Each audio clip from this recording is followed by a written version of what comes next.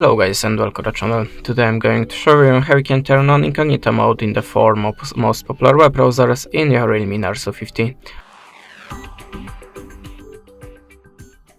So the start. Opera. In the Opera just click on the taskbar icon, switch to the private and add a tab. That's it. The next one is Firefox. In the welcome screen just click the zero mask. If the background is purple, that means you are in the Incognito mode, but if you have any card tab open it, click here and go to the zero mask and add a tab. The next one, Google Chrome, click here on this thread icon or arrow icon and switch to new Incognito tab. And the last one, the Microsoft Edge, click on the taskbar icon, switch to the in private and add a tab. And that's it. Thanks for the watching, leave us a subscribe or a comment and goodbye.